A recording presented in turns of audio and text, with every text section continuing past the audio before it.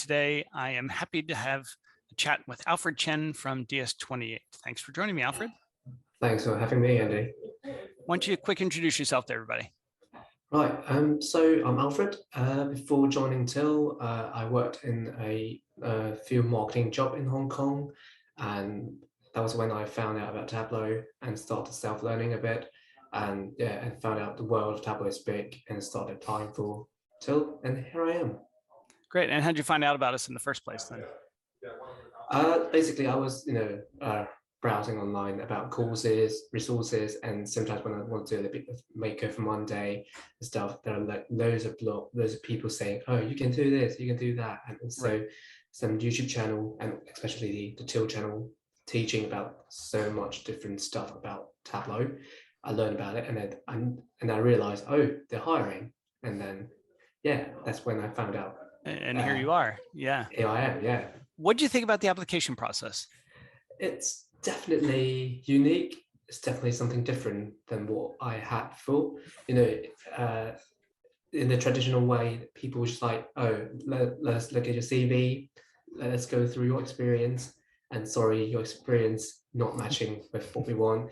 But here, it's like we want to know how you do in skill based. So it's definitely something really interesting to do, and also you can test yourself how to where you're at in terms of your skill level, and you can definitely improve on that after the application process. That's great. I was hoping you would say that because it's exactly what we're going for. How would you convince somebody to apply to the data school? I'd say if they want a career that is, fulfill your curiosity, you get to learn something new every day. If that's something you want, you definitely want to apply. And of course, the baseline is that you love analyzing stuff. That's the baseline, right? But one more thing I think is really important is you've got to have the curiosity of learning more. When you saw something really cool online, you want to know how it's done, and instead of just, okay, we need the curiosity. I think if you are curious about how data analysis is done, it's definitely apply. That's great. Do you suffer from imposter syndrome at all? Yeah, I do, and I definitely still am. How are you getting through it? I would say try to live with it, because there's no way you could just say like, I'm the best in the world, I'm just the best, because there's always someone who can show something you don't know. The best way is that try to understand how they do it instead of just being amazed that you can't do it. Try to have like a bit more of a growth mindset. Say, how can I get there, instead of I'm never going to be there. I know that there are like loads of amazing people in, like, let's say my cohort data school. They are really the best people in the world doing what they do.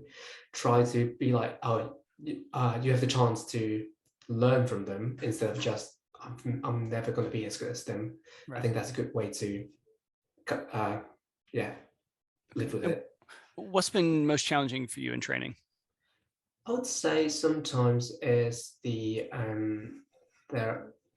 most challenging part. I would say maybe the client project part. Sometimes when it's a real world problem, sometimes where the client come in, they're not just like, we just want a demo, we just want you to show how good you are.